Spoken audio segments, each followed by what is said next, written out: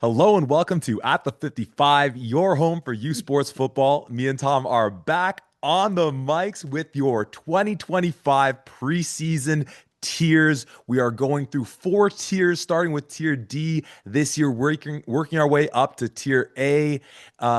We can't express how excited we are to be back. OUA football is right around the corner. We're going to go through the schedule of the content we're bringing you leading up to the first game, talk about the content we got going on the social media side of things, dive into this first tier, but not before I say, Tom, how the heck you doing, my friend? Oh, we are back, my We're man. so We're back. finally back. I am so happy to be talking about OUA football again. You and I have been going crazy. We've been focusing on our OSFL teams. You're being in a championship game, and congrats to you for doing that this Sunday.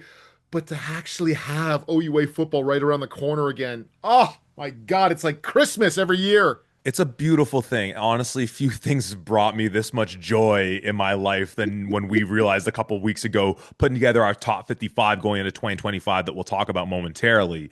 That, yeah, as you said so perfectly, we are so back. You mentioned OSFL championships at the time that this podcast is released, but you may be listening to it whenever, and whenever you're listening to it, wherever you're listening to it or watching it, as always, we thank you so much for tuning in and being with us along this journey. And this I'm getting way ahead of myself and ourselves here. Like this is such an incredible year of OUA football we have shaping up right now. Like if you have not looked into it and pieced these things together enough yet, just take my word for it that you're in for a great year of football. We're going to be Mhm. having a hell of a time. But this podcast will be premiering on August 27th when you're listening to it, which is also the final day of OSFL championships. Thank you, Tom, for the shout out from my U16 Junior Argo Club. That's when you'll be getting the Tier D pod.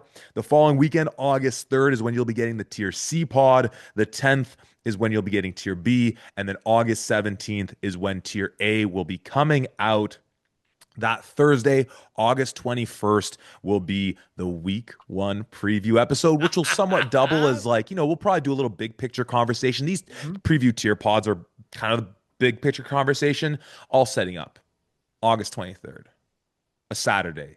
It's going to be beautiful. You know why? Because I'm saying that right now. It's going to be a beautiful day, and we're Yeah, going to oh be in the yeah. stands to watch the Keegan Hall revenge game as Mac goes to York, and then we're going to be huffing it down to the Royal City at night to watch Laurier and Guelph week one. Let us know, of course, where you're going to be week one, and we'll let you know as we go along, sort of where we're going to be for all the games we're thinking about, where we're going to be we're planning our game day lives, everything like that. So as always, let us know what you want on socials, on the email, on the comments, on Spotify, wherever you got to reach out to us or just dropping us a line on text, whatever you got to do. We are here to bring you the content that you want to support the league that we all love. Tom, what I missed there? What else we need to let the people know about the schedule, things coming up that you're excited about?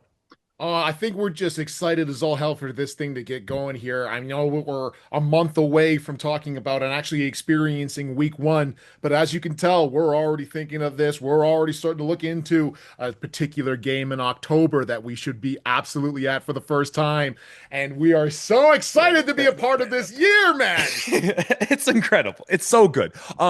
No, so that's what the schedule is to lead you into week one, and then as the weeks progress, nothing different from what we bring you. We got the preview, we got the review, we got the game day lives, and then leaving room for any special content to be, sort of baked in wherever possible and things like that. The extra interviews. You've been getting the luxury of doing a little travel with work. And, again, we can talk about it now, we can talk about it later, but opportunities to get some access to some other conferences. We've been getting folks from across, from C to C to C, wanting to get this type of coverage with the other three leagues. So, again, we're going to do the best job we can to bring you a bit of that setup. Obviously, come to U Sports playoffs, Tom, you go complete sicko mode and just dive into all the action to bring folks the best content that we can provide them when it comes to now the U Sports semifinals and of course the Vanier Cup. Tom, that makes me think of something. We didn't talk about this in the pre-production conversation that we had, but in the spirit of watching games, being at games, thinking about other conferences, I'd say a little news to just sort of bring to the forefront, not brand new news, but is the fact that OUA TV is again changing their model. That is a mandatory paid model now to access the games, to be able to watch them after the fact. I still think there's a window, if memory serves. I don't have it in front of me. Again, it just came to mind right now. I should have brought it up beforehand. And I say all this, and I see a type in a way to kind of bring up the details that I'm going to do my best to be neutral to this for right now, because I think the big thing that you had brought up when we had talked about this earlier is okay, OUA, Gord Grace, we had you on the show. Mhm. Consider you a friend of the show, and we want to work with you to keep building this thing.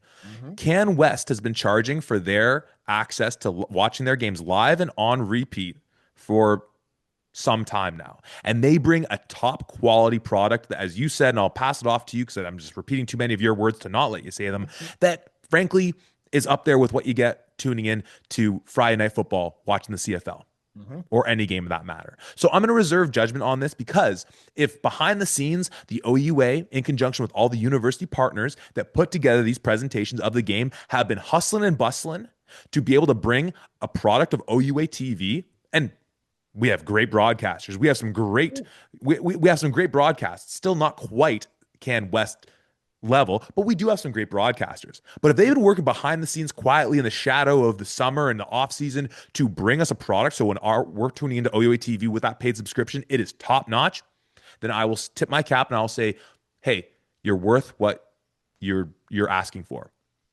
If it's not that, we're gonna be screaming to the high heavens. Tom, I'm somewhat taking your point on this, so please take the floor. No, 100%. I'm happy that you brought that up because there's a lot of people who reached out to us saying, "Are you seeing this? Oh my gosh, what's going on here? Holy crap."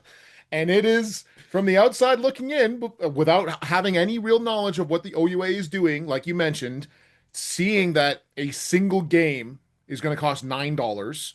The regular season pass is $40, and then the all access that includes playoffs as well is $90. That's a hefty price tag for, especially last year when it was you could go free with ads, or you could pay like what was it, like $6 a month or something along those lines, something like that. But anyways, like you mentioned, that is the same payment structure, if not maybe a little bit less, but a very similar payment structure to what Canada West TV charges.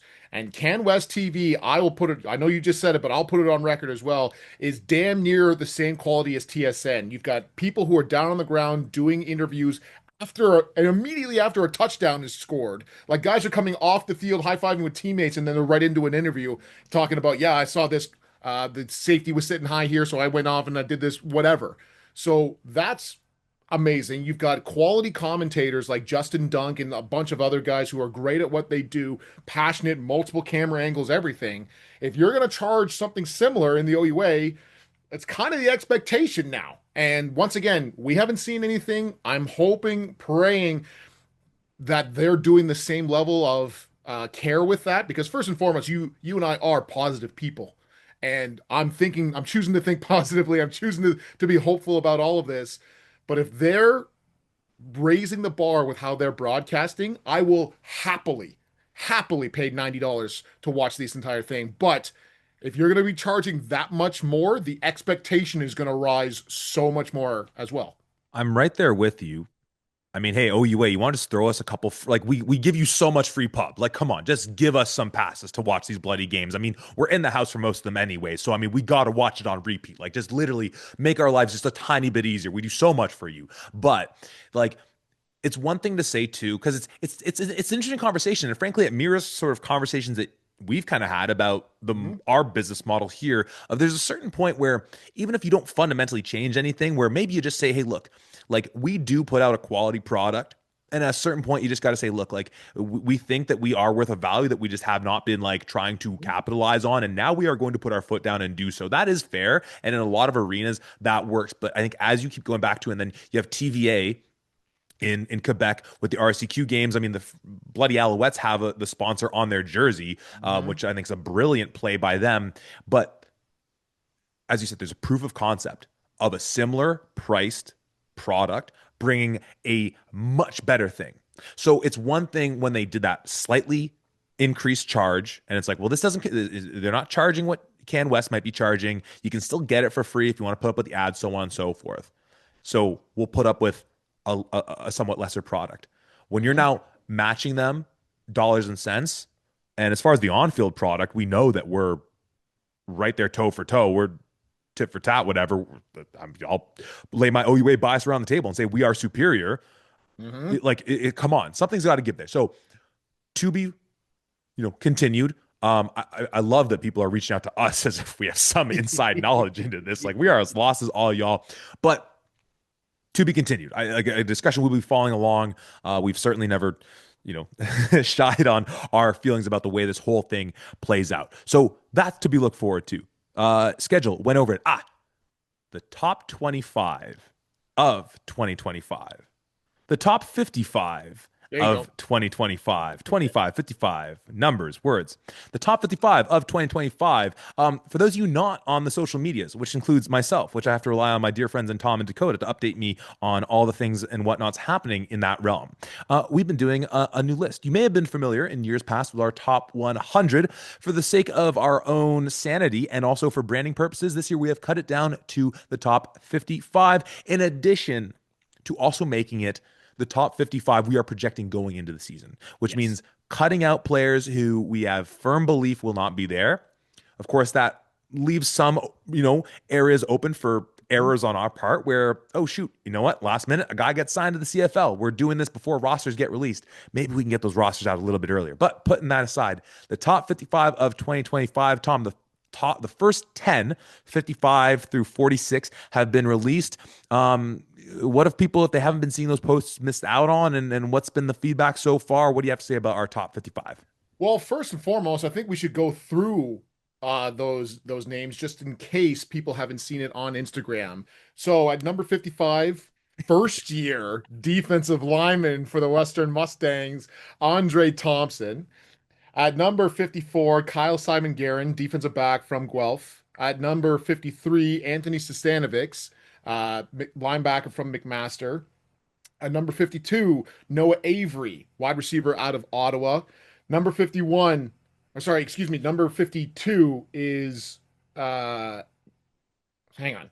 51 is where you're at. Yeah. There we go. Thank you. Number 51 is Chris Joseph, wide receiver out of UofT. Number 50, we've got Quinton Springer, running back out of Waterloo. At number 49, Nico Cuomo, wide receiver out of Queens.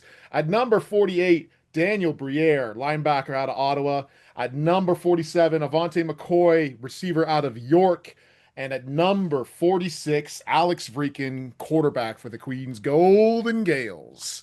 Those are the first or the last first 10 that we posted, the last ones on our top 55 list. For the most part, the nice thing that I get the chance to say is because we haven't really released all that many, people for the most part are still very happy and very positive about everything, which is really nice. So there's a lot of excitement around this. There's people who are reaching out saying, thank you so much for including me in on this. We're excited for next season and all of those things. But I'm sure as we get going and release more and more of these names, we'll get more and more people who are a little bit fired up about placements and all that. Oh, 100%. As should be the case. As always, though, I will repeat my rule on list Hmm. critiques, specifically lists of this nature, is that if you're going to get in our mentions telling us that, whatever, who we're out here, Alex Vreeken should be number one on the whole list, or should be higher, I should say, then you need to call out a number because you can't just say everyone's top 10. You can't have 55 guys in your top 10. You can't have 100 guys in your top 10. You can't have the what is it, 1,200 players in the OUA in your top 10.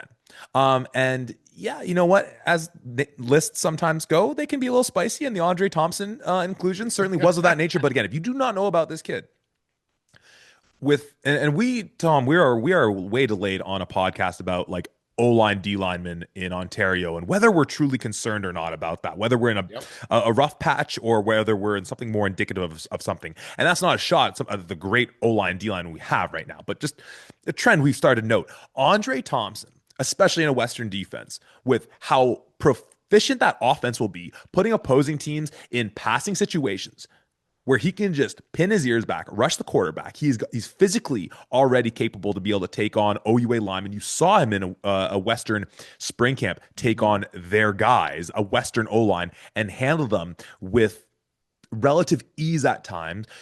He's playing for his third OSFL provincial title this Saturday, or I suppose at the time of recording yesterday or whatever, with those junior Mustangs. This kid is a football phenom. I can't wait to see him in a Western jersey do great things. But anyways, anything left on the top 55 we want to say for the right now, or do we dive into the tier? No, I just say, like you mentioned, if you want to see all of these, if you want to comment on them, please go follow us on Instagram at the 55 Podcast. That's where you'll see all of this as it comes out rather than waiting for us on the delay with the podcast itself. So let us know what your thoughts are. I'm sure they're going to be pretty negative as we get going. But like you mentioned, and I challenge anybody else who's on here, hey, this guy should be higher, this guy, whatever else. If you're going to put somebody else higher, who are you going to put lower?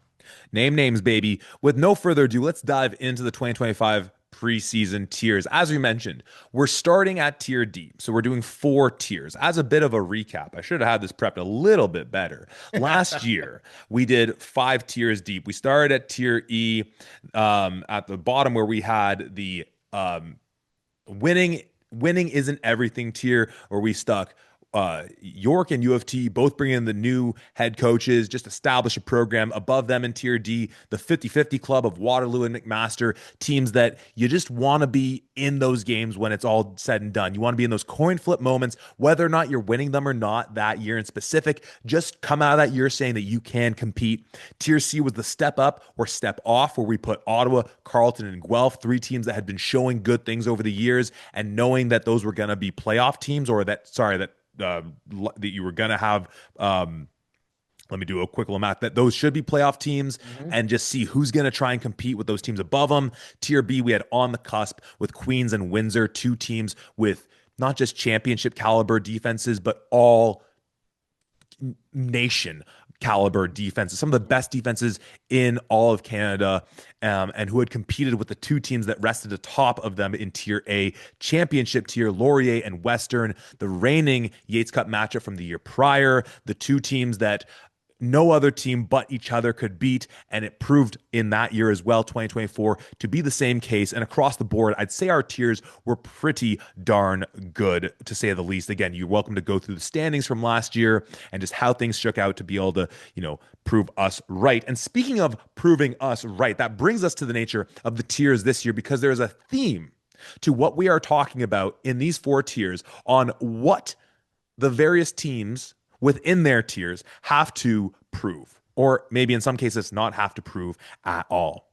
And starting in tier D, we have the prove us wrong tier, because we have a trio of clubs that we not only don't see making the playoffs this year, but we see perhaps in that position amongst the bottom of the standings, where you're really probably just battling amongst each other to be able to pick up that win or couple wins. And we have partnered up the Waterloo Warriors, the U of T Blues, and your McMaster Marauders, Tom. Now, let me just say, this is a Waterloo team that ended up 0-8 last year. U of T 1-7, their only win against said Waterloo Warriors, and a McMaster team at 4-4, sneaking into the playoffs with that win at home against York in the last week of the season, only to, I'll just leave it at, lose to Western in the Mhm. first round of the playoffs. Tom, why are we combining these teams? What was sort of in the nature of prove us wrong, that sort of theme that has us looking at these 3 clubs here? Well, I think of all the teams that we posted about, and certainly these are the teams that we did our way too early predictions, and my goodness, did you have some feels about that, you being the public listening to this. But it's by far the 3 teams and the 3 fan bases or players that have come up to us, or me specifically, and been like, wow, 0-8, 1-7, 2-6, that's crazy. That's crazy. And it go, then prove us wrong. If you really feel that way, if you think that you're going to be so much better, if you think that you're going to win these games, prove us wrong. Because everything that we've seen, and we'll break it down why we did what we did here, and certainly in some of those early predictions, and as well going into this, where our thoughts are, what our mentality is, then prove us wrong. We are only ever happy to see people overachieve in this league here, but from all the information that we've got, this is where we're putting you guys. Absolutely. And I think it's also telling that when you look at how these teams fared last year, obviously Mac going 4-4, and it was like Mac truly was that, like, you know what, and someone at that first Mac Laurier game when Mac was keeping it close early on against Laurier, and someone in the stands was like, hey, you gotta have to redo those tiers. And arguably maybe they belonged in the 50-50 club. Oh no, we had them in the 50-50 club. We got them spot on because they were in so many toss-up games. They did, take UofT to the woodshed. But when you look at these clubs, you have Waterloo and UofT in week one last week, dueling it out to the bitter end, UofT picking up the win. Yes, Mac got the better of UofT pretty good in their game, but then you had Waterloo and Mac duking it out pretty tight in their matchup as well. And then you think about, well, okay, I mean, York's also a team that Waterloo played tight last year. Why aren't they still in here? And then why is Mac getting pulled down? The elephant in the room in terms of the McMaster of it all is, of course, if you don't know, you've been under a rock with Patrick Starr the last few months, that second team OUA All Star and U Sport All Star, All Canadian All Star caliber, Keegan Hall took his talents from Hamilton to Toronto to play for the York Lions. So obviously that's, to kind of spoiler alert, obviously York's been buoyed ahead of these three clubs and what's perhaps brought Mac down a little bit down to scale. Let's go through them a little bit though. Okay. Let's talk about sort of these teams, do our best case, worst case scenario. Let's start with the Waterloo Warriors and what they're building there. Of course, under the tutelage, under the guidance of Coach Chris Bertoya. K-Mac in the fold, year two. We liked a lot of the things we were seeing from his defense as the year was progressing, especially with the likes of a guy in Anesu Latmore at the free safety position. Of course, though, I'll pause right there because in the process of us doing our top 55 going into 2025, let me just say, you're not going to see Latmore's name on that list, though we certainly want him on it because he's taken his talents to the left coast. Correct me if I'm wrong there, Tom, right? Absolutely. He is going to the University of Saskatchewan, Oh, which not is too far on the why, left coast. yeah, Sorry. yeah. He is going to the West for sure. He's going to the University of Saskatchewan and taking his talents to the Huskies, which is why you will not see him on the top 55 because the top 55 is only OUA players coming into this year, despite the fact that we are slowly but surely turning into a U Sports focused podcast. But yes, that is a huge blow to that defense, especially with all of the outstanding things that K-Mac was able to do with him, whether that's going into coverage, dropping, or blitzing the passer, or anything else that it was asked of him. That I think speaks more so to Ennis Latmore and the incredible work that he was able to do, that K-Mac just was able to do whatever he wanted there, rather than this is a key pillar of a certain defense and this individual position. I still think that K-Mac's defense will be solid enough, and we'll obviously get into as well some of the great recruits that he's got coming in. But this is still very much a what's going on with that offense, that defense. While yes, we're saying they are really solid, and at least they're from a coaching standpoint, they were dead last in the OUA, giving up 42 points per game. Now, a big chunk of that is also Western putting up 60 or 70 points there, but still fact of the matter is you're the last in the league in defense. Your offense wasn't much better. That's why we have Waterloo in this scenario. Most certainly. And you know what? Obviously, K-Mac in his time with Guelph, much like Mhm. when we talked about Coach Knox in his time with you at Mac, not just had a great system, but had great players to put into there, right? But as we've seen pretty quickly with Knox being in Mac, pardon me, in York now, where guys that maybe we didn't have too great a pulse on beforehand, you put them in that system, and so it's that balancing act, right? It's the classic, like, how much of MJ and Kobe's titles are Phil Jackson, how many of Phil Jackson's titles are the player, right? It's what makes it team sports. But you brought up the offense under Coach Conway, and he's been there for a number of years. We like what they've been doing with the power run game, and Quentin Springer going into year three, a guy that I think we should certainly be keeping our eyes on as far as sort of the east-west watch of it all come year's end. And Nick Orr seems to be the guy quarterback for them. We saw sprinkling in a little Nolan Caban into the mix a little bit last year, but it really feels like Nick Orr has won that position. On the offensive line front, pretty certain that Ethan Cholera is done now, as Tom shakes his head. Daniel Dove, I'm a bit questionable about as well because I think he got an invite.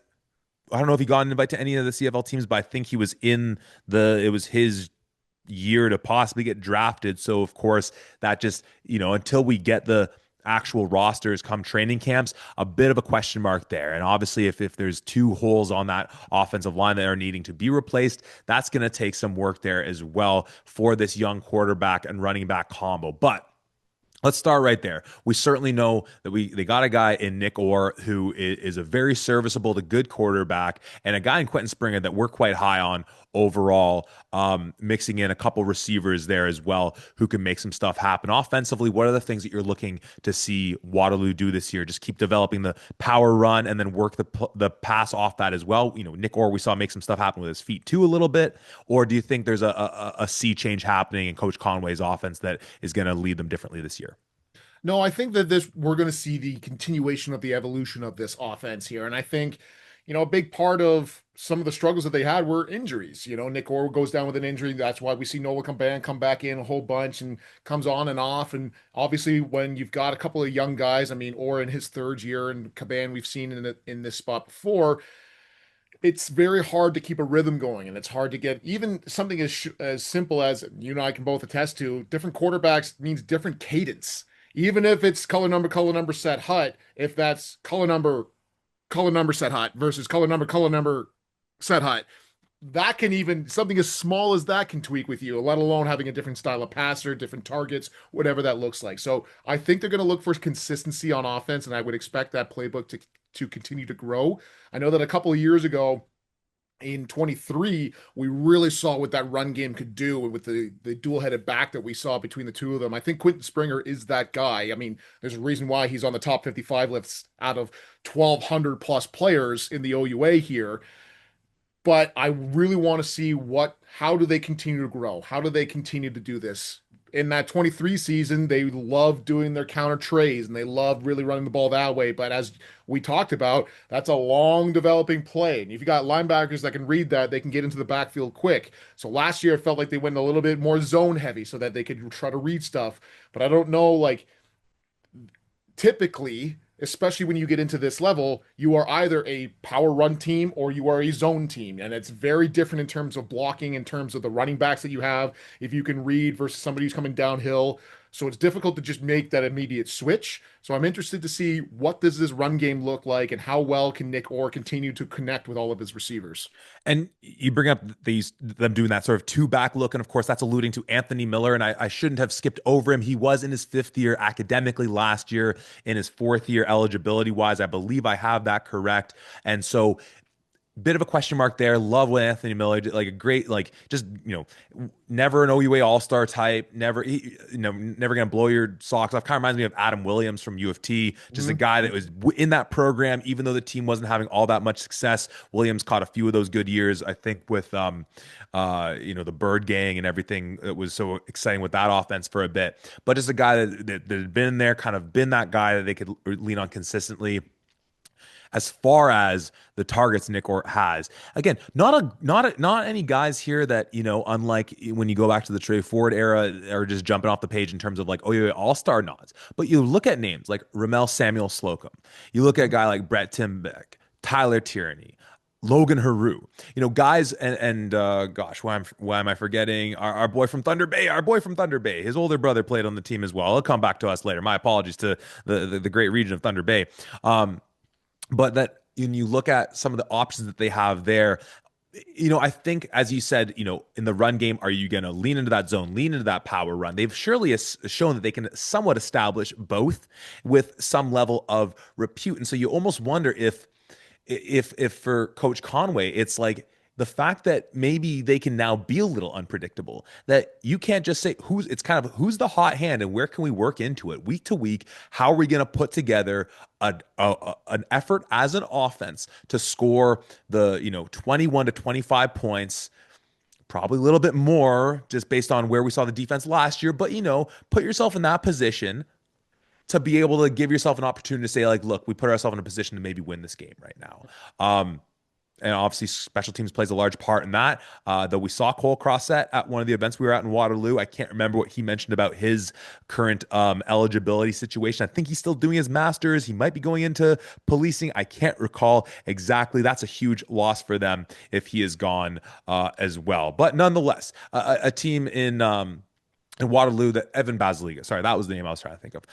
But nonetheless, a team in Waterloo that has a lot of youth, is developing a lot. And the last thing I want to throw in here, just speaking of that youth, talking about K-Mac, is, you know, they're bringing in a couple rookies, one of whom I'm very familiar with from the London area, and Chase Smith, who's an uber athletic defensive back. And I don't know what type of impact he'll have in his first year, if any at all. But one of those things that K-Mac certainly brings to a program is his recruiting prowess, and specifically within the London area. Obviously, and you've talked about your stories getting recruited by Bertoya. He's Mhm. obviously one of the great recruiters in that area. So just more and more, I'm excited to see this program grow, and the sort of excitement that'll come along with it. So, I mean, pick up on any of that as we sort of get ready to go into our best case, worst case for this team. But I still think there's positives for this team, and it's just why it's like, hey, look, we still have you at the bottom, but I am so happy for you to prove us wrong. I am begging you to prove us wrong here.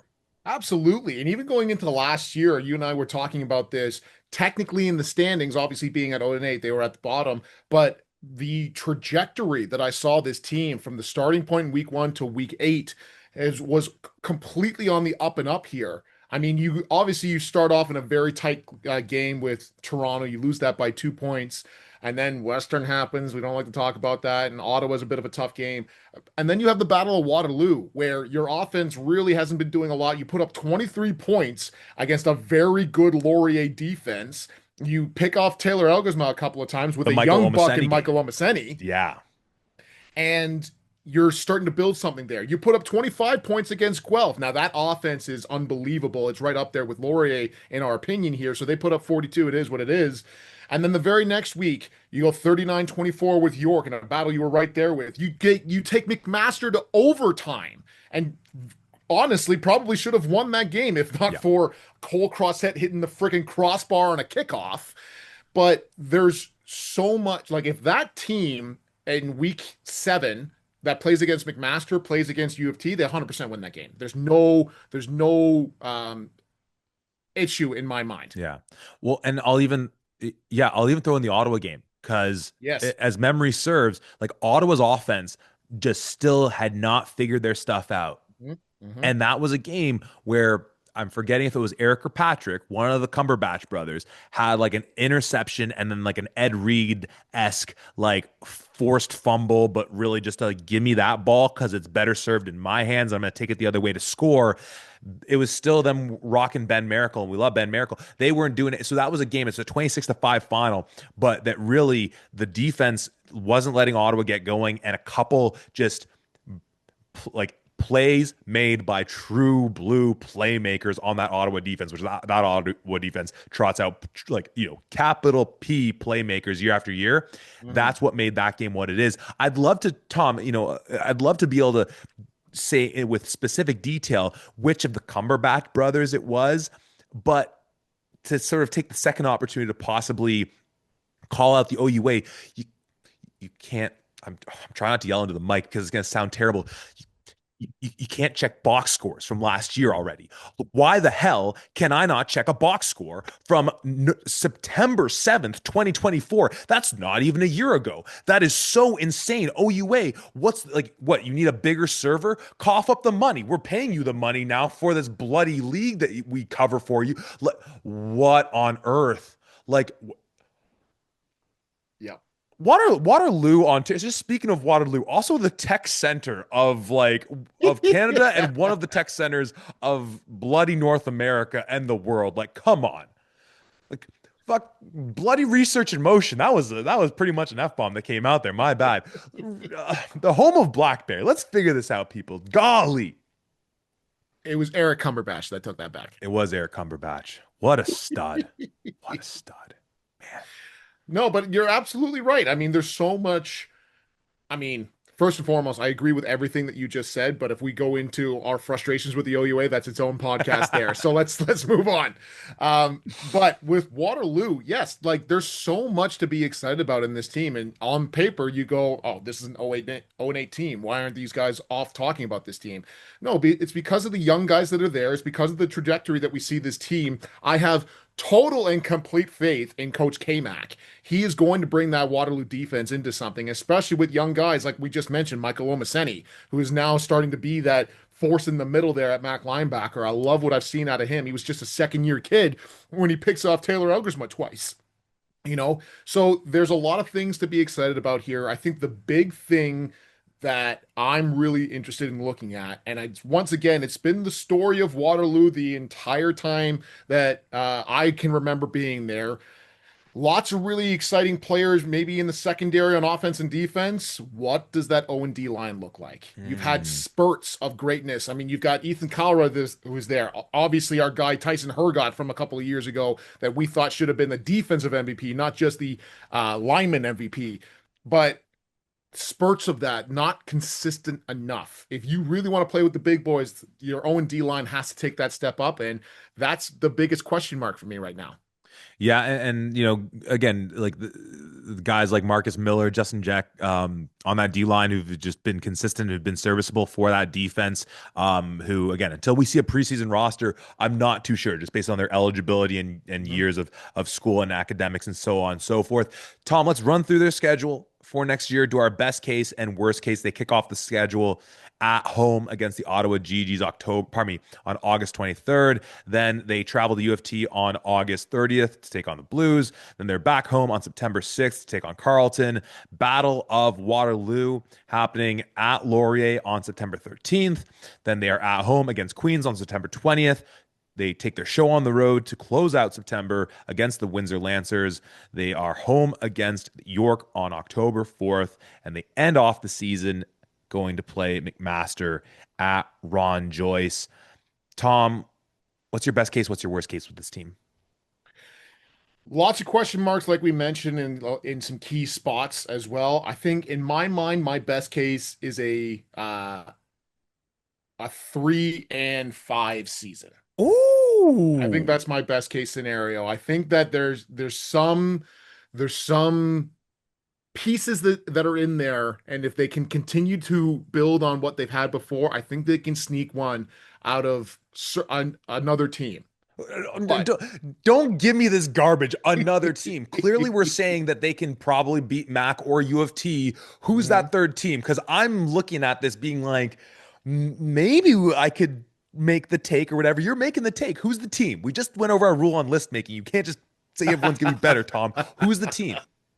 The team that I'm honestly saying is the You're Ottawa going to say Ottawa. GGs. Yeah, I knew you were going to say Ottawa. How dare you? Is the Ottawa GGs. Now, Ottawa is not going to be the same team that they played against. We'll obviously get into them. They're not in this pod. They're not in this tier for a certain reason, but they play them really well year after year. And I'm still week one is a time for defenses to show some stuff that you haven't seen before to try to get guys who, and we're thinking it's going to be Josh Jansen, get him a little uncomfortable, not knowing what he's going to be seeing here. So, yes, if I'm going by best case, I think they could steal one from your GGs, beat U of T, and beat my Marauders.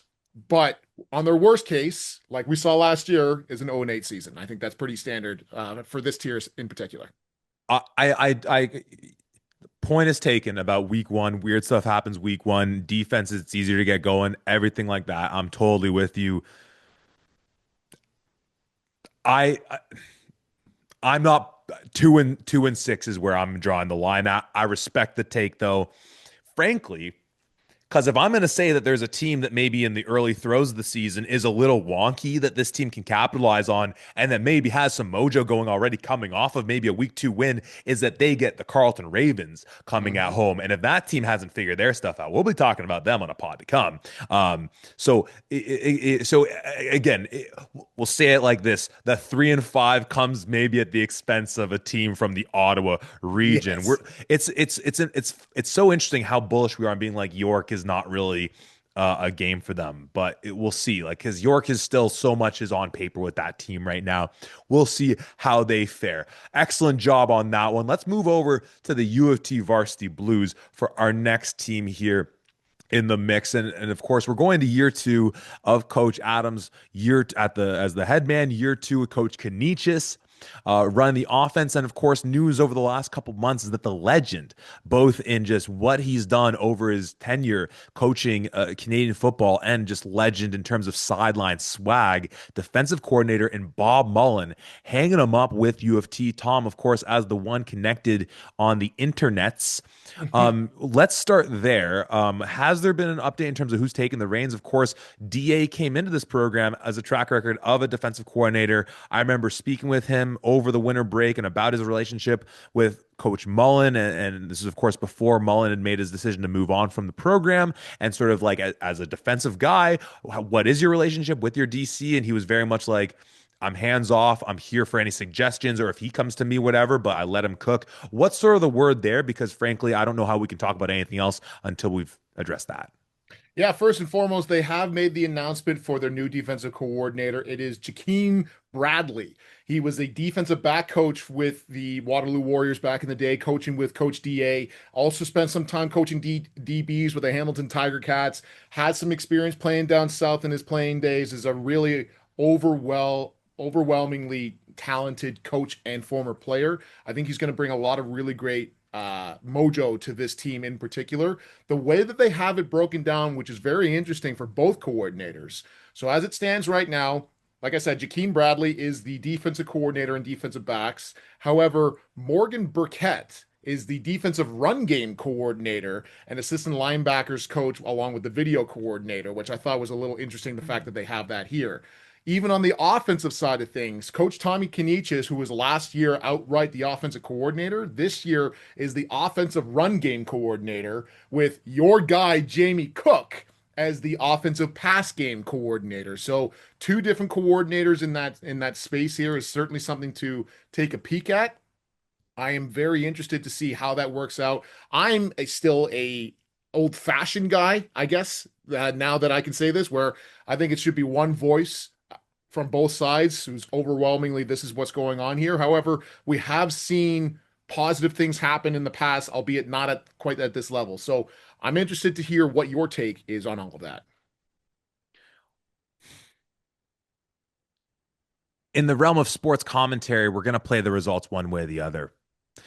And like, we're about to go through these players, and it's going to be the same comment where it's like, I'm very unsure of the line play. But putting that aside, starting with offensive wise, this is like whoever's calling the shots there, whoever's organizing the pieces on the chessboard to be able to do whatever they want to, has a lot of talent. Mhm. Let me get that. Like, let's make that straight. U of T's offense in their skill position has a lot of talent. And again, it's going to come down to how well that quarterback play is and how much time they get from the offensive line. They have struggled with their offensive line play for a number of years now. So, again, I'm all open for saying I'm all open to saying, like, if Canisius and Cook have a really positive relationship and can collaborate together in a way that sort of like honors what the other does, and they work in unison with one another. Because obviously, if Cook wants to do a spread thing and Canisius wants to do a more power run thing that aren't compatible, it can't just be one or the other. You can obviously have a fruitful passing game and a run game. You don't have to be one or the other, but they should support one another in a way that stylistically makes sense. So, you know what? I'm open to it, but it's got to make sense. So Mhm. we will see. Let's start with the quarterback question, though, if it is a question at all, before going through the skill position. This is a group, and again, this was an offense that was really banged up. Um, I would assume that the move right now is second year or third year, but second year starter Caleb O'Donohue will be starting again, former Team O guy, but they still have Scott Barnett on the roster. Sam Colby also as a young quarterback there. Shout out to Sam Colby coaching up the U14 Junior Argo program as well. Do you feel safe based on what we saw last year to say that Caleb O'Donohue will be the day one starter, at least going into training camp? Do you think they're going open competition? Barnett got a little hurt last year too, but that was already after they seemed to be going with O'Donohue as the guy. What are you thinking from the quarterback standpoint before we sort of look at the talent around whoever that individual will be? To me, and I think this is what we saw last year as well, but honestly, I think it's Caleb O'Donohue's to lose. I think that's really where it comes into play. Now, obviously, when you're going 1-7 in the rest of the year and your offense really doesn't do a whole lot more than I think the 29 points that they scored was the one of two times when they made it into double digit territory, the second time being putting up 10 points against Guelph. I mean, or sorry, I guess three times with four times. I don't know what I'm talking about here. I thought I was going on to something, but disregard me in that setting. Anyways, this offense very clearly wasn't producing as much as what we thought they should have, especially when you got a guy. I really think the world of Caleb O'Donohue. I think he shocked both of us in that first game against Waterloo. It's the first time that we'd really seen him and seen a lot of really great positive things from him in other areas as well. But I mean, when you have a guy like Chris Joseph, who's at any given point one of the fastest guys on the field, bar none. And then potentially having a guy like Jake Oseen back, who's been a stalwart receiver for them year after year. This passing offense should be a whole lot more dynamic, in my opinion. I think that there's a lot of opportunity there. And maybe having a guy like Coach Jamie Cook, obviously he was there last year as well, but now even on paper, you've got more of a substantial voice with on the coaching staff and with the team. Maybe that breathes a little bit of life into that. Maybe they do a little bit more with that passing game and they're able to open that up. But to me, in my mind, I think this quarterback battle starts with Caleb O'Donohue. How well has he progressed? How well has he really understood the offense? Is there going to be major changes to the offense? Whatever. But I think he's the guy going forward into this, whereas Scott Barnett is a solid enough dude, very much a system quarterback from that standpoint. I don't think that if really pushed, at least what we've seen, I haven't seen him really be able to make a play, take off and run, or find a guy deep down the field where I have seen with Caleb O'Donohue. He's got some decent legs on him as well. So that's my thoughts. I think that makes sense to me as well. And I love that you already brought up those receivers. And going back to that first week against Waterloo last year, where and it's probably a product of K-Mac playing a lot of that, playing a lot of those blitzing defenses where you might have man coverage behind it, where they're just running Chris Joseph on these crossing routes and no one can keep up with him. And he is just absolutely gone. I remember when we watched them play Mac, it felt like where they struggled so much was now all of a sudden Mac's just sitting in more of a zone defense and it's easy to sort of pass that off to the next guy and rally around it. Jake Oseen, we saw him banged up with, I think, an upper body shoulder injury towards the end of last year. Really tough kid. Excited to see what he can bring to the table as well.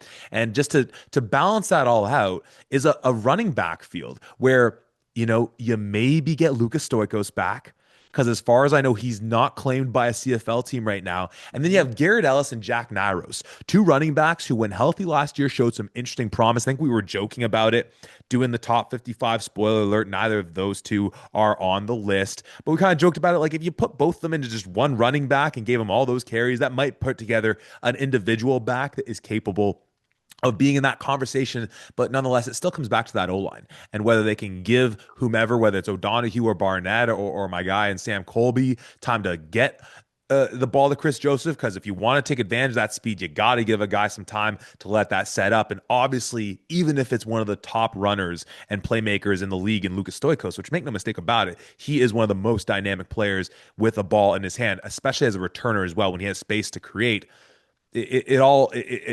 It's why I loved the tagline that we used at Guelph with our O line back in the day. It starts with us, right? Mhm. And that's where again I'm happy, so happy to be proven wrong on this. I would love to just come out week one and be like, oh my God, UofT's got an O line going right now. So I mean, the injury bug and the O line question to me trump all else on that side of the ball.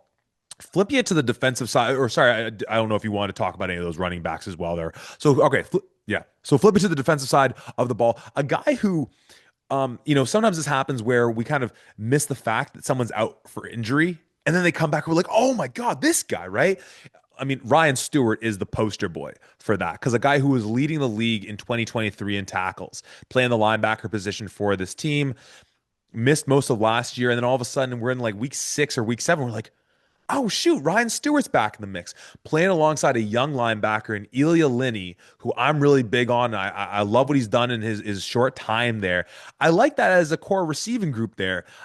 Again, it still comes back to who's like eating up those double teams in front of them and who's on the back end defending against some of these, big arm quarterbacks we have in the league. But to have something to build around, something you can say like, what do we do best on? A linebacking core that starts with those two guys, I'm happy to go into pretty much any game knowing that you have those dudes as well as adding a guy in Owen Cassie on the back end too. Yeah, 100%. When you got those two guys who are really able to showcase what they're able to do at a daily basis. I mean, Ryan Stewart has been a stalwart on that defensive front, even a couple of years ago when he was a first or second year player. I mean, the amount of stuff that he did to mine Marauders in some of Yeah. those UofT wins alone are incredible. But obviously, he's had a fantastic career so far. He's only going into his fourth year. So I'm really interested to see how that can go up. But once again, like you mentioned, great linebacker play is made even better if they're not fighting off of 300-pound old linemen who are just consistently getting up to them at second level. So really interested to see who are going to be those big bodies to try to eat up double teams. Because once again, with linebackers like these guys, and I don't think it's crazy for us to say Ryan Stewart and Eli Linney, like these guys are outstanding at what they do. I really enjoy watching them. If they get defensive linemen in front that can just hold their own on the line and allow them to flow, I think you're going to see these guys getting 30, 40, 50 tackles next year. But once again, that's a massive if.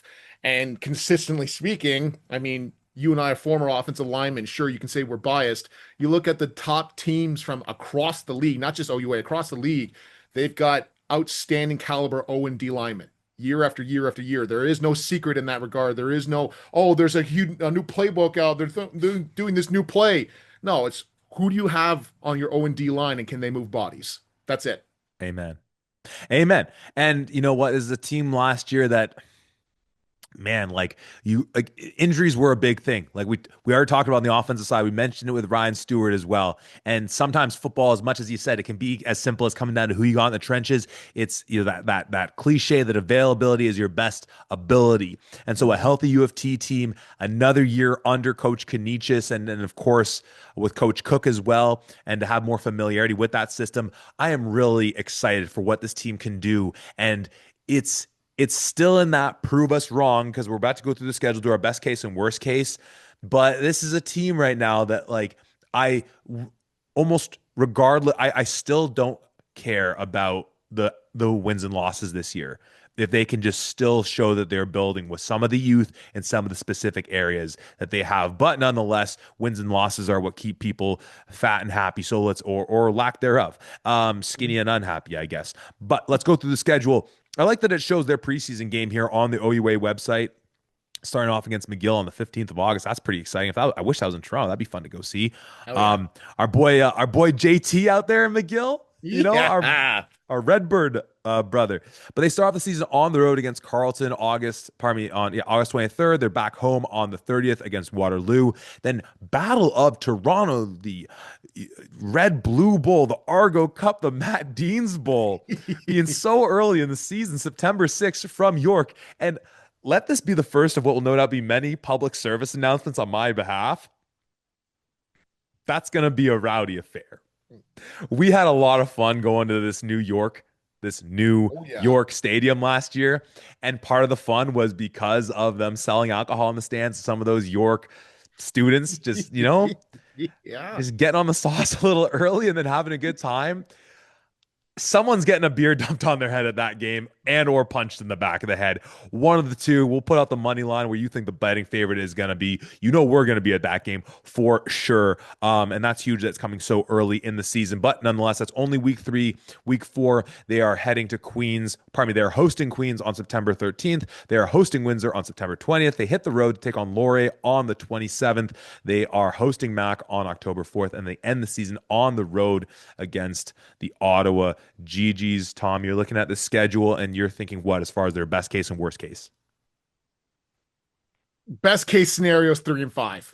Yes, thank you. Best case scenario is three Let's and go. five. I don't care how many bodies you put onto York, what that recruiting class looks like. That's the Red Blue Bowl. That's a rivalry game. I think they've got the potential to potentially play upset this year, and certainly how we're calling it upset this year. And then, like we mentioned, I think there's a possibility to beat Waterloo and McMaster. So I'm going to say 3-5 at the best case and 0-8 at the worst. Yeah, and it's funny. I'm obviously my excitement gave away my agreement with you on the York side of it all. I could also see York just blowing them out in that one as well. Absolutely. That's certainly on the table, but it's like of three possibilities that exist or four possibilities: tight game going to York, tight game going to UofT, blowout going to York, blowout going to UofT.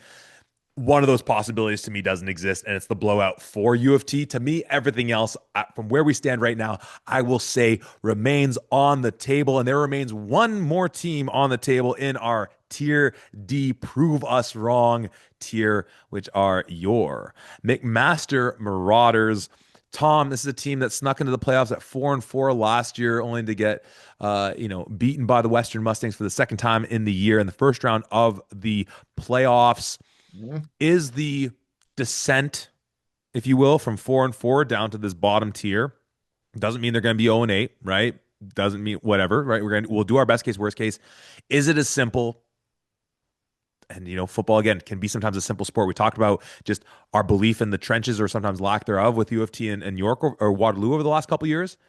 And with Mac, it's as simple as saying you had one of the best quarterbacks in the whole country, and he ain't there now.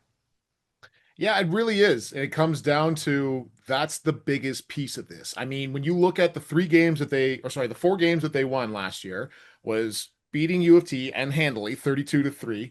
You beat Carleton 36-34. You beat Waterloo in overtime 34-32. And then you beat York 24-21. All very close, very tight games.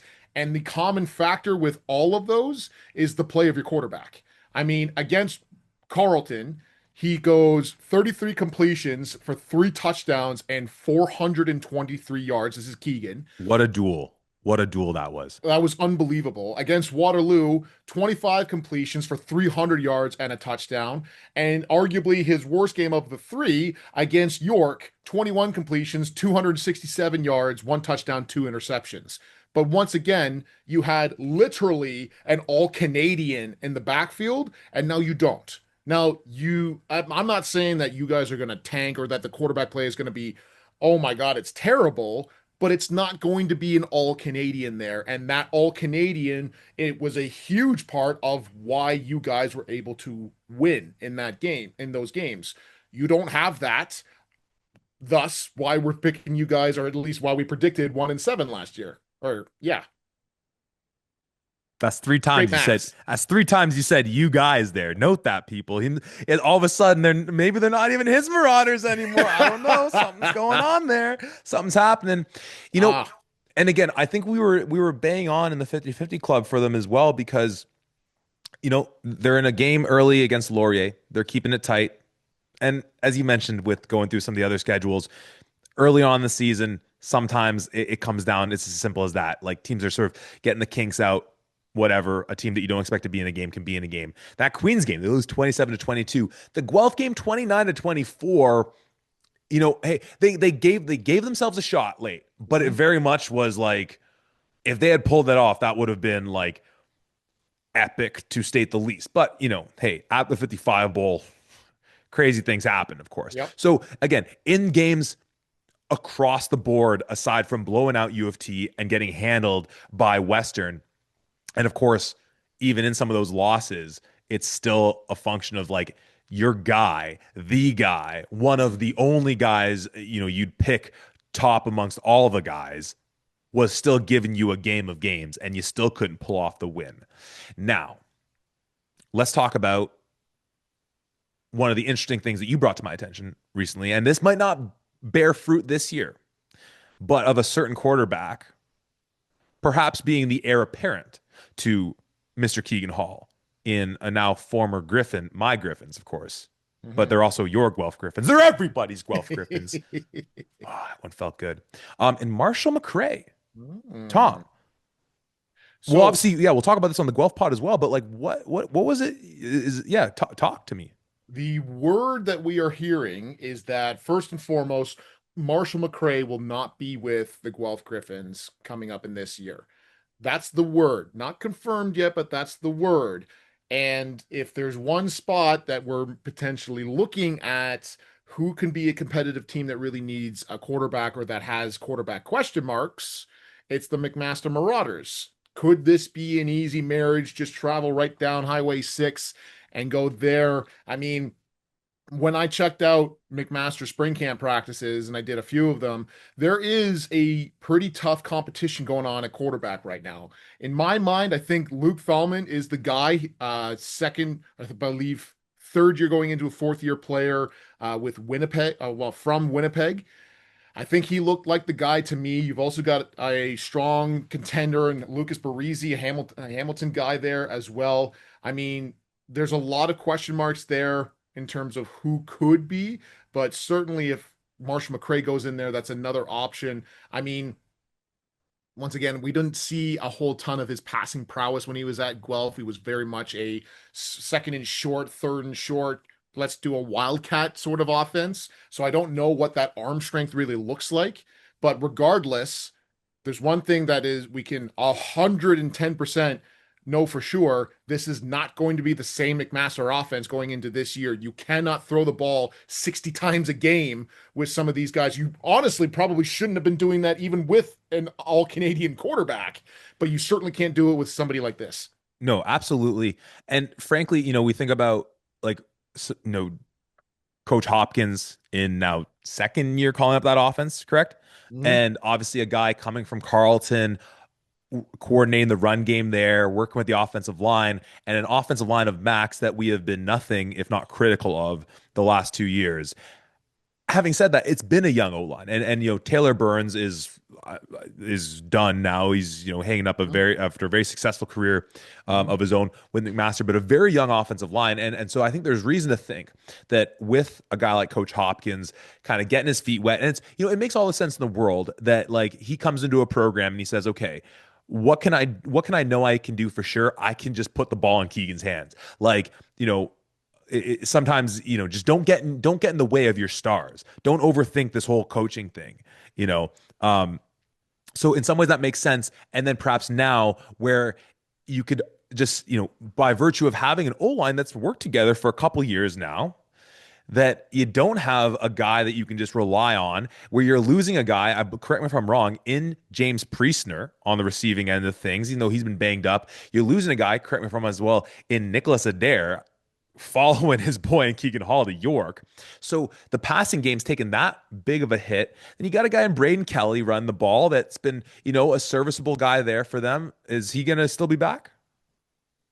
Oh, okay, a head nod there. Mhm. Beautiful. And then some of the younger guys that have been sort of in the mix for them as well. So like it makes, what, whether it nets them a huge amount of success, and obviously where we're positioning them is to say that like we don't think you're gonna have a ton of success this year. I'd love to see my guy Noah Amaral healthy and sort of in that running game mix with them as well. And Micah Duchesne showed some good things last year as well. It makes all the sense in the world just based on what Coach Hopkins was dealing with coming in, just saying, hey, look, I'm not going to be the guy in here and take the ball out of Keegan Hall's hands because I'm a run guy first. He's now had the time to establish something there. That one's been working together. They should only get better. I could see it being a team that starts to now establish a run. And then because you have young quarterbacks in there, you're making their life that much easier in some ways. And then if it's a year from now where you've spent all of 25 really establishing a decent run game, and then you're getting McCray coming in where you can say, look, you add to that run game that much more because he's such a dynamic dual threat quarterback, but he's also a very serviceable quarterback throwing the ball. This there's sort of like a 2 year window I think you can look at with Mac of looking ahead to I'm sorry to say as Mac fans, but looking ahead to 2026 as maybe Mhm. being a little exciting because that also gives the new DC in our boy and Adam Grandy time to really get his feet wet and develop his defense there. So I honestly, I we have him where we have him. And we'll do the best case, worst case, but it's not there. There's a light at the end of the tunnel with this team. I think you can take an optimistic view of them. I don't think it's going to happen this year, but there is optimism to be seen here for sure. Absolutely. I mean, when you look at some of the pieces that are here, and I'll start with that McMaster O-line, two guys in particular that I'm really excited to see their continued growth here is Christian Cote and Frank Vrugdenhill. Frank, I got a chance to see at East West and confirmed he is all of that 6'3", 315 that he's listed on the roster. He's all of that. And one of his best attributes is that he had the ability, he had the feet to play tackle. He is very clearly a guard, but once he got his mitts on, I didn't see a single guy get off of him. He had good enough feet and he has strength like crazy to hold guys and to get some movement there. Christian Cote is a dude that we've seen even as last year, he was kind of that tight end package when they came in as that 6'0 lineman. Love to see everything that I saw from him and establishing a little bit more of being that tackle type or being really that jack of all trades. I mean, he's listed at 6'4", 265. I have to think that they're asking him to put on a little bit more weight of healthy muscle mass. If he can get something like 285, 290 in that setting at 6'4", you can really play any position in that regard. So I'm really excited about those two guys in particular. Obviously, there's five guys to an offensive line, but with those guys, I think you have a really solid base to build out wherever else that you really need. I mean, Braden Kelly, we really haven't seen what he could really do here. I mean, for the past couple of years, that O-line has either been really young or just underperformed like crazy. So I would like to see what a full season of him actually being able to run the ball. We saw Micah Duchesne in there in the backfield as well. Obviously, the biggest question mark is that quarterback spot. I like Luke Thalman from everything that I saw from those spring camp practices. We'll see if he is the guy who comes out of this. And have to assume if you're going to have an all-star on this offense, and I think that you absolutely have the capabilities to, but all the money has got to be on Jackson Taylor. I mean, everything that we saw from that first year wide receiver, his route running abilities, I think the only thing that was really holding him back were his hands in certain cases, but even in that spot, it's like over the shoulder, one-handed try to get a grab because you got a quarterback that can damn near fit a football through a dime hole with how accurate some of his passes were, but that means you've got to be incredibly athletic in order to try to get to those in certain angles. I'm interested to see, I mean, Jackson Taylor at 6'1", 185 in his first year. How much do you start looking at him just saying, you know what? You've got a younger quarterback in the back end. I'm just going to throw up a prayer and see if you can come down with it. And I think he's going to come down with it more often than not. So have to assume that he's going to be a big feature on this team, even if they decide to focus more on the run than they did last year. Most certainly. And frankly, I would love that for them.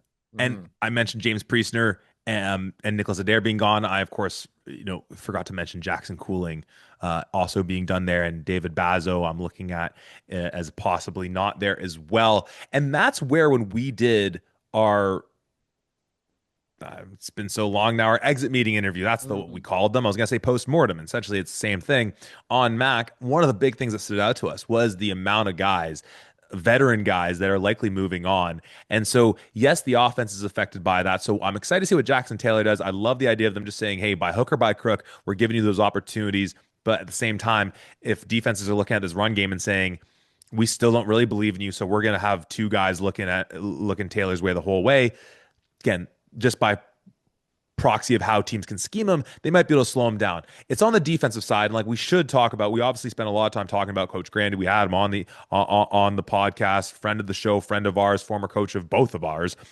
Just great dude overall. Excited to see him take on this role and what he can do. The hometown hero, Golden Horseshoe hometown, sort of broadly speaking. Love this move for the program and for Grandy. I'm so happy. And with that said, though, you look through again, just based on eligibility, guys that we don't think are going to be there. Mitch Price, we talked about. I think you had some confidence he might be back. He is back. Mitch Price back.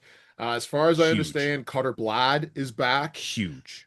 which is massive. I believe Drake Bodie is gone from that defense, and we also know that Demetrius Masuka also gone from that defense. Yeah, taking his talents on the other side of the 401 on Highway 6 there, and Josh Cumber hanging them up after an incredible career. And in some ways, looking at some of those names, especially guys like Cumber and Bodie and Blatt a little bit too, and Price, and obviously a couple of those guys are still there. How do I want to say this? That 2019 team is still very much part of that defensive DNA. Mm-hmm. And that was a really good defense. That was a great offense that was able to take out Western in that game. In some ways, it feels like, you know, this team, we're talking about the offense, maybe taking on a run game mentality. We're looking at some of these guys defensively and what Grandy's going to do that's maybe different than, what Coach Brady was doing there a little bit. I think both aggressive DCs, but it's a different look. Mhm.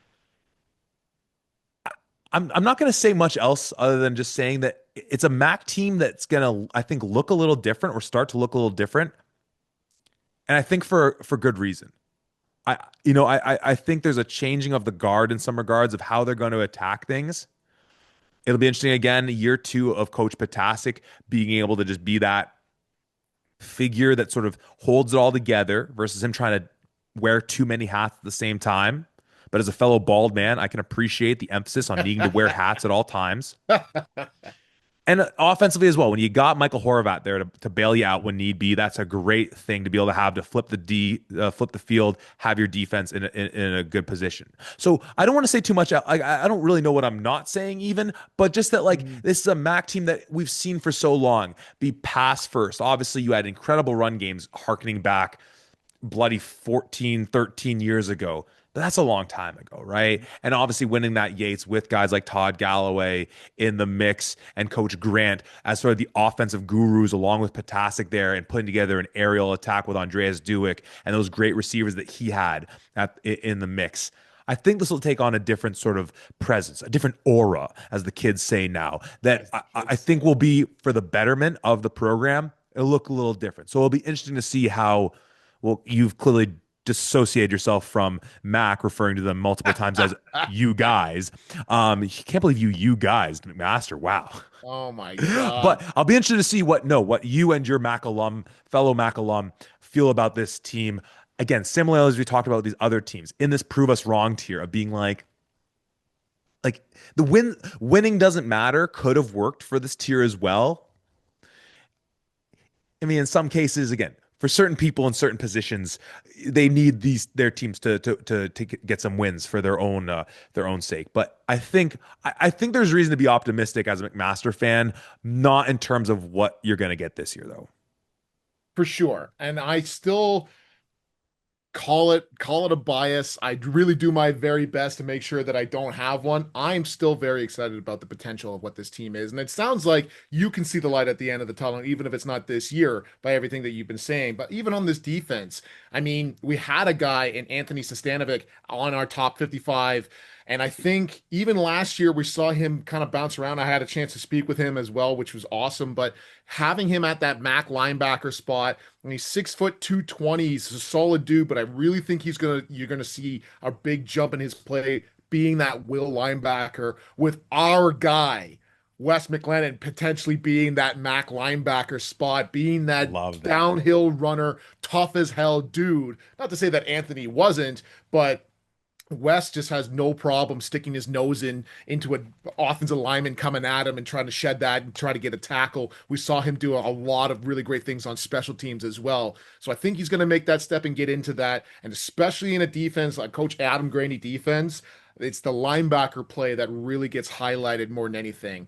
And I think having solid linebackers in that defense is really what's going to take this over the top. If you've got a guy like Mitch Price back, who's going to be a stalwart, who's going to be a guy who can potentially eat up double teams and allow those dudes in behind to wreak havoc, that's the biggest thing. I think the biggest piece that I can say is that last year, this McMaster defense finished dead last in the league in rushing per game.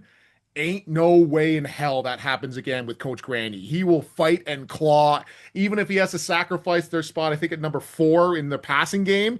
Ain't no way he's going to allow teams to rush for 220 yards a game in this defense. I'm very confident that he'll do anything he can to make sure that it's harder to run. Grandy will throw on a pair of shoulder pads and help himself and just be the 13th man Yeah. on the field if he has I to. He'll saw take the him at penalty. spring practice get after some guys. I thought he was gonna. Tom, best case, worst case, are you going to make the argument for 3-5, or are you with me on it's an 0-8, 2-6? No, so one thing before I get into best case, worst Yeah. case, a name that I wanted to mention that I didn't get a chance to, very similar in regard, and we're going to talk about this later on in the idea of great. receiver play raises all boats in certain other teams. If you start double covering one, you start to see somebody else. Another guy from this team that I would not be surprised, even though he's listed as a tight end, is Nathan Denkers. I think there's been a lot of really great guys who have come through. I mean, he's listed at 6'4", 230.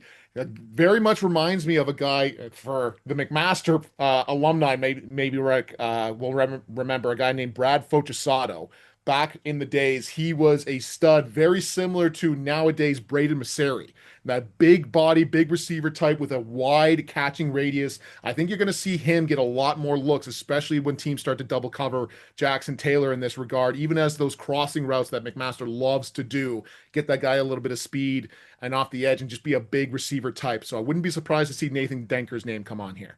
But from a best case, worst case scenario here, and this is tough, but honestly, and call it a bias, call it whatever. I'm going to say 4-4. Best case. Absolute best case is going to be 4-4 for this team. Go I off, th King. Once again, we talked about rivalry games, and that at the 55 Bowl is a rivalry game for You're sure. insane.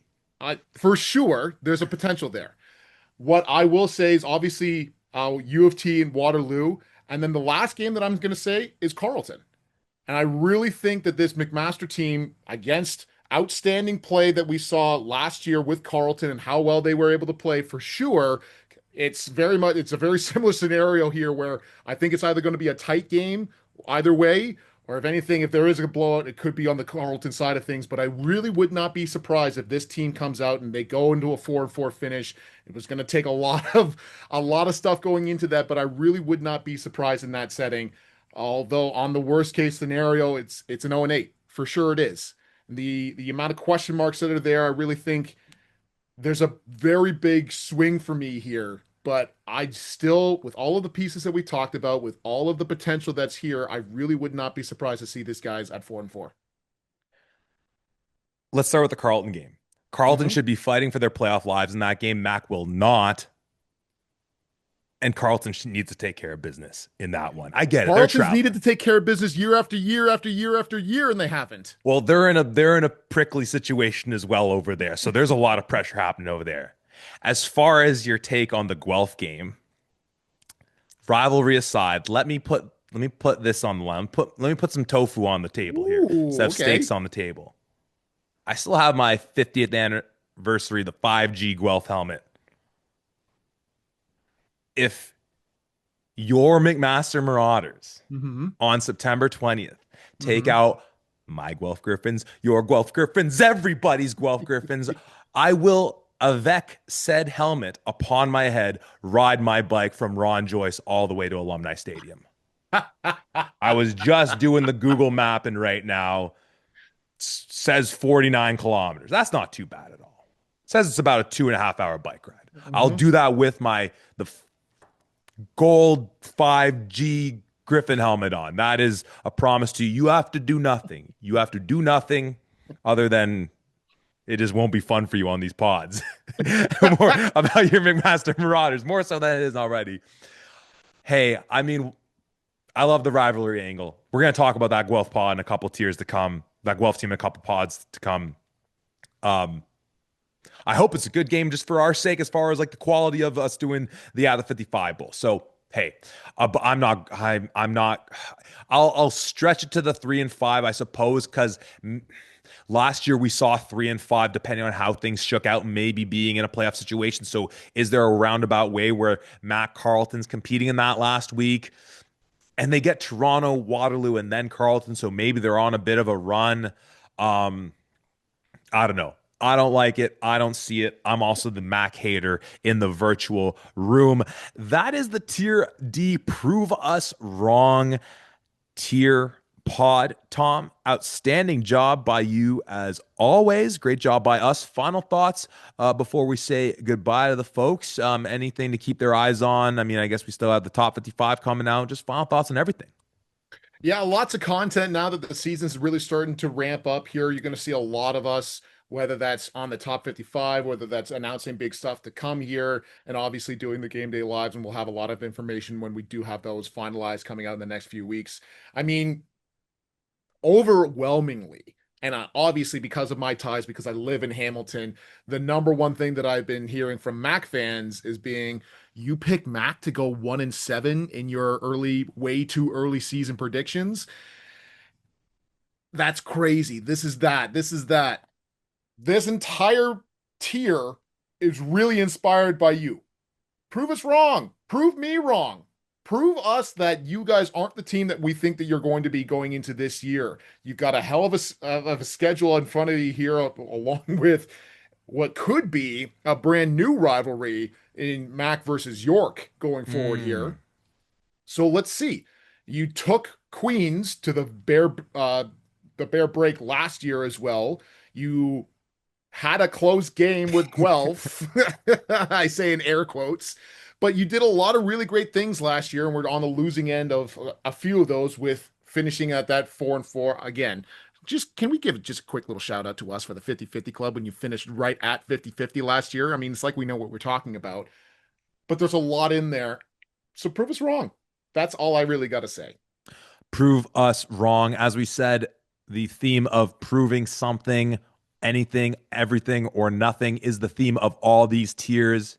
And next week, you're getting the something to prove Mhm. tier, the tier C pod that contains 4 teams within it. Who do you think those 4 teams are going to be? Let us know on socials, Instagram, Twitter. Hit us up wherever you can. We're so excited to be back and doing what we love more than just about anything. We're so happy for y'all to be with us on this journey from now until that Vanier Cup, and as always, way beyond, because we keep this thing rolling 365. And as always, just any content, any suggestions, we are here for you. And can't wait to get this thing rolling. So we got Tier C coming for you next week, right here at the 55.